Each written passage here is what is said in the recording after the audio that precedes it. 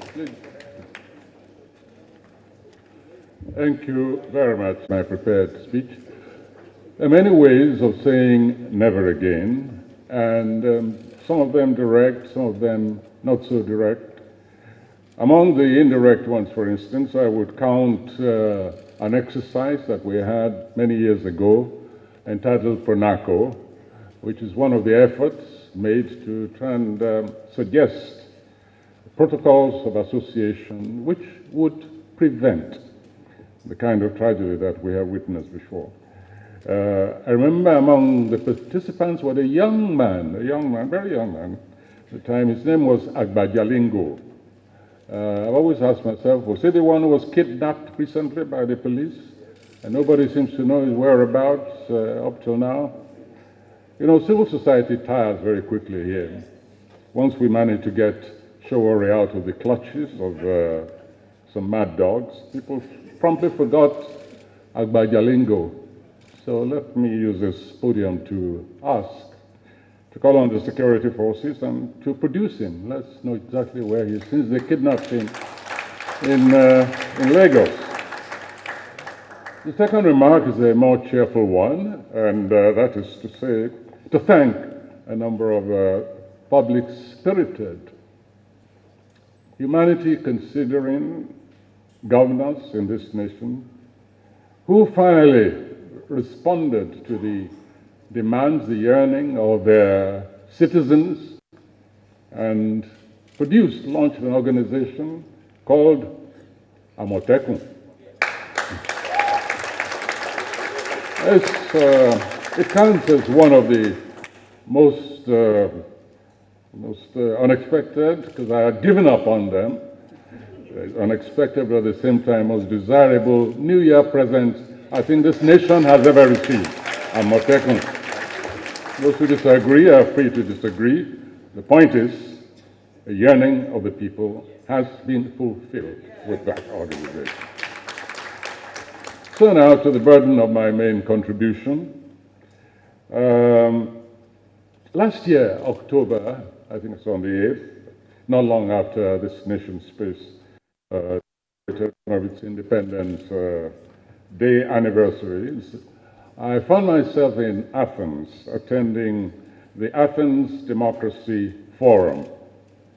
You know Athens, of course, it claims to be the mother of democracy. I am not here to dispute that with them. You know. What matters is that the world considers that concept sufficiently important to note, and more people are recognizing the fact that one of the ways to say never again is to enthrone the principle of democracy. 2 weeks after that conference, I was in Dar es Salaam. This was the venue was the university, and the conference was organized by the African Association of the International Organization on African Philosophy, collection of thinkers who'd come through the crucible, as the rest of us have done. And of course, when a bunch of philosophers are gathered together, they're looking for wisdom. They're in search. The quest is wisdom. And today, what we are also in search of is wisdom. And so the burden of my remarks will be drawn from the remarks which I made in Athens, as well as in Dar es Salaam. It is, as I said, a very fortuitous timing, this conference, even though the circumstances historically were tragic. And the claim of the fortuitousness and the importance of this conference, this gathering, is summed up in those 2 words, never again. Most of us have had occasion to resort to that expression, either in profound causes or even mundane, quite ordinary circumstances. For instance, if we find that we have overspent our budget in a foolhardy moment, when reality dawns and the bank statement comes in, say to ourselves, never again. And even for some breed of people who've experienced for the first time a hangover in the morning after excess the night before, after sobriety and a couple of aspirins have set in, we shake our heads and we say, never again. The trouble, of course, with these examples, both serious and ordinary, is that humanity tends to forget such lessons too soon. And will be found pursuing the same course of action again, all over again and again. We have become inured to what we consider our capacity for recovery, even boast of our increasing resistance to the effects of the night before. However, we do know, objectively, that side by side with that seeming capacity for recuperation, there is a steady erosion of the physical constitution that comes from excess. Sooner or later, the liver, among other vital organs, will register its protest. That latter analogy is quite deliberate. It is evoked to bolster those anxious voices that warn from time to time that no nation has ever survived 2 civil wars. Now, that claim may not be historically sustainable. Fortunately, we have a historian here. But it belongs, true or not, to that category of quest that I have referred to as the pursuit, the quest for wisdom. In this case, of course, let us equate it with the wisdom of not holding a banknote, for instance, over a flame simply because the Central Bank of Nigeria says they produced a currency which is non-flammable, or even the wisdom of not holding an exposed electric wire in one's hand simply because we know that NEPA never supplies electricity. It might just provide that incinerating charge. So even the capacity to be resilient is not an excuse, not a justification for tempting fate. That is a summary of that expression. And that introduces me conveniently to the second conference I referred to in Tanzania, where my contribution was entitled, When is a Nation? With the subtitle, Power, Volition, and History's Reprimand. I believe you have begun to grasp the connection of those 2 conferences with this, but if not, let me remind you that Tanzania was one of the nations that recognized the breakaway Republic of Biafra during the Nigerian Civil War. And so finding myself in that setting among products of this special historic formation, pre- and immediate post-colonial African order, despite variations, it was an opportunity to interrogate what, if any, could be considered a philosophical or ideological extract from that human event that consumed, it is estimated, 2.5 million lives within 2 years. One of the preoccupations of philosophy, of course, is to immerse its processes in what actually makes humanity tick. So there we were in Tanzania, a crucial player in the Nigerian, note, I do not say Biafran, but Nigerian tragedy. Regarded as a progressive nation with a track record of support for liberation causes, both within the continent and outside, such as the Palestinian struggle, for instance, for nationhood, serving, as she did, as a frontline buffer against apartheid South Africa, and thus incurring punitive attacks from that racist enclave, Tanzania nonetheless chose to go against the tide of opinion within the then Organization of African Unity. She recognized a secessionist state at a time when such a position was not only unfashionable, but was even regarded by many as an act of race treachery, a rupture of the not for discourse, not for consideration, political absolute named African unity.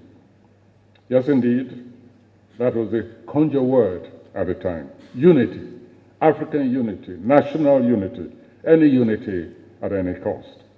Unity as in non-fragmentation, non-divisible. It was a proposition of transcendentalism and absolute.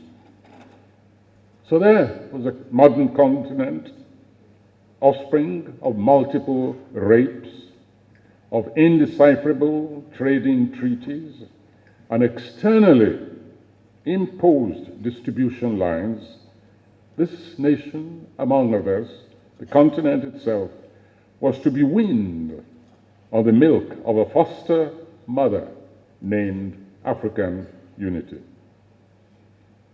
So let us consider the implications of that collective position.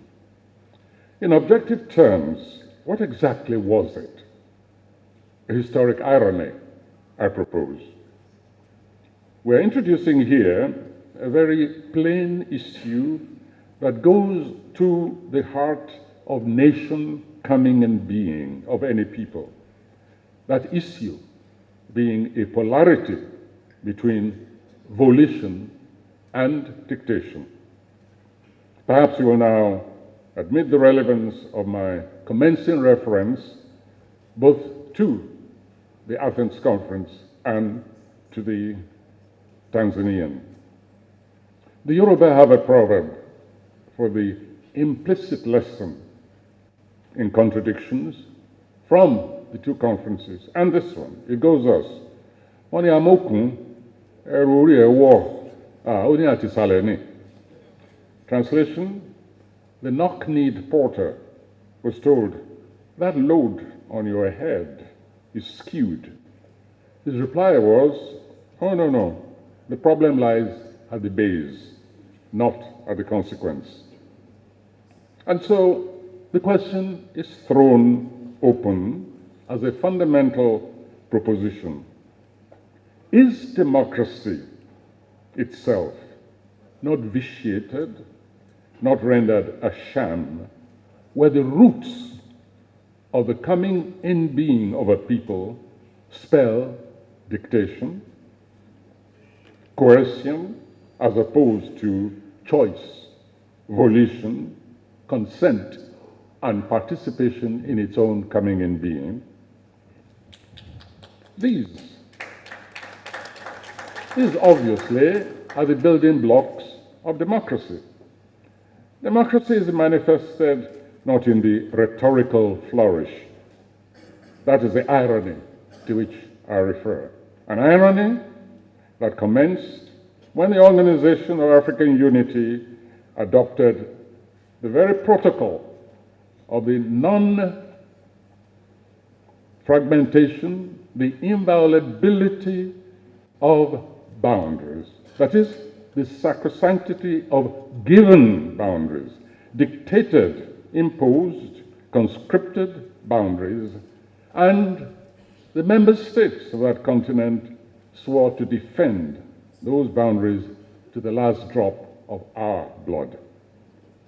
Now, a pause here is mandatory.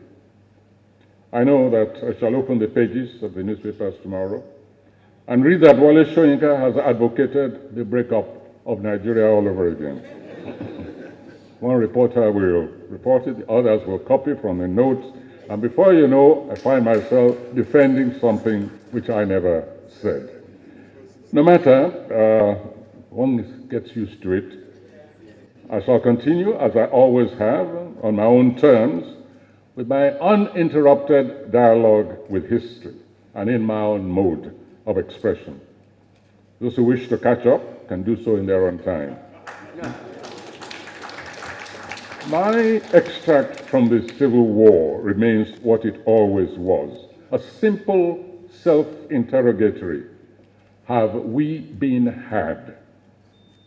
Absolutes tend to resound with a clarity, an exclusionist proceeding that does not tax the brain.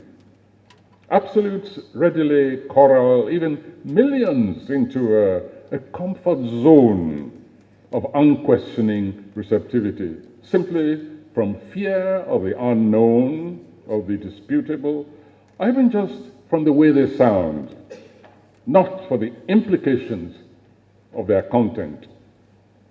Absolutes, however, remain what they are, glorified sound bites, such as the sovereignty of this nation is non-negotiable. Yes, what exactly does that mean?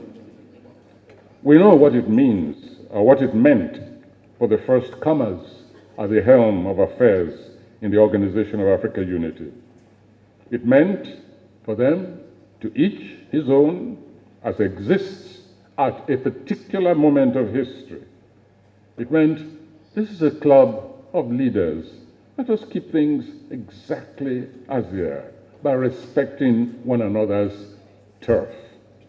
No trespassing, no adjustments, no discussions, no negotiations, no agitation. Again, I must warn against any reductionism in what I say. I do not belittle the passion, the sincerity, the dedication to the liberation of the continent from those leaders. The struggle to wrest the continent from external control, diligently pursued by a number of them.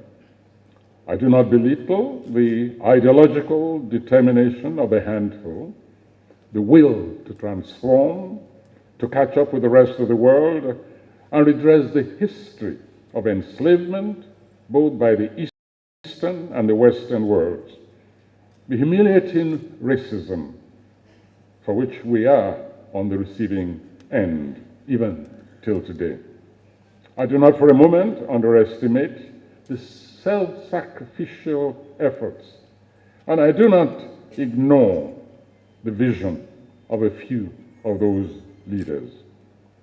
I do insist, however, that that protocol of sacrosanctity of colonial boundaries was a self-serving power mechanism of internal control and domination that had nothing to do with a structured, programmatic concern for the welfare of the African masses, who, after all, bore the brunt of the effects of colonialism and its later camouflaged successors, including internal colonialism. And thus I continue to ask, have we been had? Are we still being well and truly had? Do we continue to lay ourselves wide open to be cheaply had? Well then, consider the state of the world at that very time when that conference, last year's conference in Tanzania, was holding, just last October. Let's take a look over the wall, over the continental wall, and instruct ourselves. That conference was taking place 60 years of modernity after our own experience, after our independence.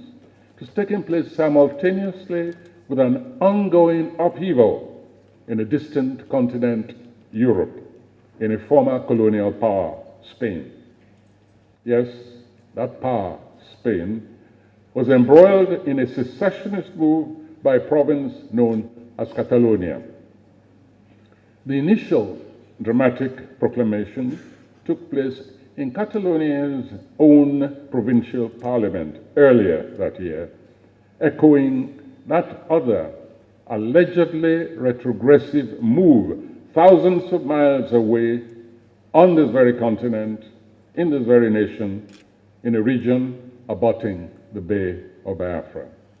That is, history was being replayed a full 60 years after the precedent that was set in the Bay of Biafra. In between, of course, need I remind you, there was the dismantling of the monolith known as the Republic of Soviet Union, with the nearly forgotten acronym USSR. In Spain, there has been no civil war. They'd had one before. They learned their lesson also. Hindsight or foresight, irrespective of what triggers of recollection, it is all part of our humanity to call history to account from time to time, and most especially in those moments when its observed fault lines are exposed through one means or the other. And so we proceed to an even closer scenario, closer that is, even intertwined with our own history as former colonials.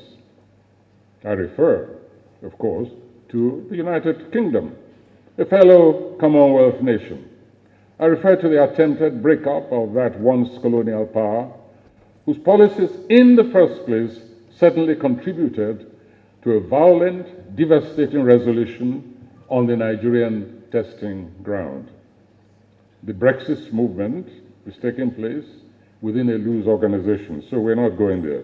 We can claim that that's not quite the same as that ugly word, secession. However, Brexit did lead with remorseless logic to a renewal, repeat, renewal of the calls for Scottish independence. It's a recurrent agitation that actually resulted once in a referendum. This was in 2014, just 6 years ago, after a motion in the Scottish Parliament. That motion, like Brexit, obtained the assent of the Union government in Westminster. The UK government under David Cameron found it had to campaign hard to swing the vote for a no. Some here may recall that even lawn tennis came into it because it was close to the Olympics. And then the anxiety became, would Andy Murray play for Scotland or would he play for the United Kingdom? I wish serious issues of national being could be considered through such a casual prism as a game of lawn tennis. I actually had the pleasure at that time of addressing another conference in the very Scottish House of Parliament within the structure there. It's a conference on European enlightenment, which was taking place in the venue. And I had the great pleasure of mocking the parliamentarians whom I met and saying, too bad, you should have learned your lesson from Biafra in Nigeria. Closer home, of course, we've undergone the breakup of Ethiopia and Eritrea after decades of human wastage. And there is, of course, to recall also the resolution of a Sudanese separatist uprising. It ended in negotiations, a negotiated divorce. When, if at all, will a verdict be objectively delivered on whether that was a giant step forward for humanity or one harrowing step for socio-political retrogression?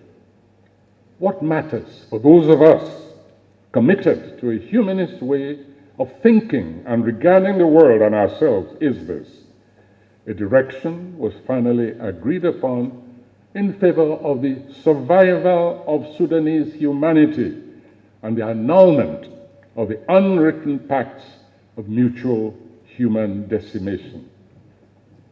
Let my comments during a eulogy that I delivered on home ground during the funeral of the secessionist leader, Odumegwu Ojukwu, who was once violently excoriated, later absorbed after his military defeat into the bosom of a united family. Let those comments stand for some of the wider implications that derive, not from all necessarily, but indisputably from some of such events of dubious association, even of the most benign. My comments, just a short extract, went thus. On that day, May 30th of the year 1967, a young bearded man, 34 years of age, in a fledgling nation that was barely 7 years old, plunged that nation into hitherto uncharted waters and inserted a battalion of question marks on the presumptions of nation being, or on more levels than one. That declaration was not merely historic, it rewrote the more familiar trajectories of colonialism, even as it implicitly served notice on the sacrosanct order of imperial givens. It moved the unarticulated question, when is a nation, away from simplistic political parameters, away from mere nomenclature and habit, to the more critical arena of morality and internal obligations. It served notice on the conscience of the world, ripped apart the hollow claims of inheritance, and replaced them with the hitherto subordinate yet logical assertiveness of a people's will. Young and old, the literate and the uneducated, urban sophisticates and rural dwellers, civilian and soldiers, all were compelled to re-examine their own situating in a world of close internal relations and distant ideological blocks, bringing many back to that basic question, just when is a nation? Throughout world history, many have died for, but without an awareness of the existential centrality of that question. The Biafran Act of Secession was one that could claim that people had a direct intimacy with the negative corollary of that question. The brutal causative circumstances, I refer to the genocidal actions, could provide only one answer to the obverse of our question, which would then read, when is a nation not? In so doing, he challenged the pietisms of former colonial masters and the sanctimoniousness of much of the world. He challenged questionable construct of nationhood, mostly externally imposed, and sought to replace it under the most harrowing circumstances with a vital proposition that answered a desired goal of humanity, which is not merely to survive, but to live in dignity. Even today, many will admit that in this same nation, the question remains unresolved. That more and more voices are probing that question, just when is a nation? From Central Africa through India, Pakistan, to Myanmar and the Soviet Union, inquire of Chechnya, for instance, and the siege of Beslan that wasted nearly 300 young lives. Innumerable are the casualties from contestations of that facile and unreflective proposition that whatever is immutably ordered, which confers the mantle of divine ordinance on those special contrivances called nations, even as they continue to creak at the seams and consume human lives in their millions. Such arch conservationists, sometimes admittedly imbued with a high sense of mission, see only a sacrosanct order in what was never accorded human approbation, as if it is not the very human occupancy that confers reality and vitality on any inert piece of real estate. Julius Nyerere was too astute not to know that his gesture of recognition was futile. That leaves us one extract, arguably others, but I wish to fasten on just one, symbolic. Translated into the language of propulsive thinking, impelled to extract a lesson from an unrelenting cycle of human wastage. That lesson would read, humanity before nation. Indeed, Nyerere's justification of his action implied as much. It said as much. And when we finally met, we did, after his retirement, during a North-South conference in Lisbon. We talked, we discussed the war. It was still at the height of the anti-apartheid struggle. He reaffirmed the rationale behind his decision. Well, it does not matter, he was a politician. It doesn't matter whether or not that alone constituted the entire rationale for his choice. What does matter for us today is the imperative of a revisionist attitude, even as a purely academic exercise. For example, ask ourselves questions such as, what price territorial integrity, where the physical territory plus the humanity that justify, that work that territory, can be signed away as a pact between two leaders, as did happen between Nigeria and Cameroon. You seek an answer to that? Well, go and ask the fluctuating refugees on the Bakassi region. Ask them just what is the meaning for them of territorial integrity. Again, I feel obliged to emphasize that this has nothing to do with whether or not one side was in the wrong or right, nothing to do with accusing a lack of vision, of pandering to, or resisting the wiles and calculations of erstwhile colonial rulers, or indeed taking sides in a Cold War that existed at the time, a Cold War that turned Africans into surrogate players and the continent into prostrate testing ground for new weaponry.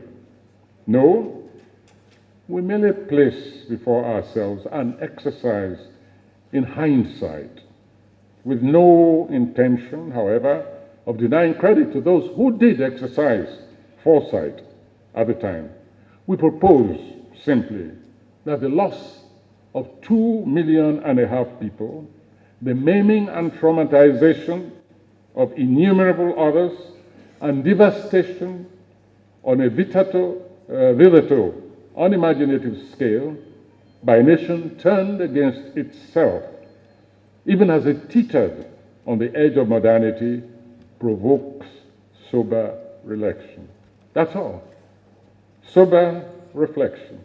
A rethinking that is unafraid, especially since such scenarios, considered in some cases even more brutish, have since followed on this continent. Need one recall Rwanda's own entry into the contest in morbid pathology, one that surpasses even the Biafran carnage when comparatively assessed in duration and population parameters. All remain active reminders to haunt Africa's collective conscience. This is an optimistic presumption, but it appears to elude the ministrations of politicians and or ideologues, and indeed sometimes theologians. I propose, therefore, that we borrow a leaf from our brothers and sisters in the diaspora.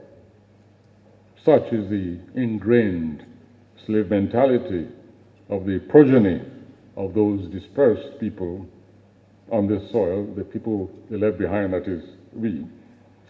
That this progeny, sometimes those who sold them into slavery in the first place, that they sometimes consider it a duty, even honor, to take up cudgels on behalf of the denigrators of our own kind, those who call us shithole countries, those who denigrate our own race. They then, our own people, proceed to insult those who react in their own personal way to such racists.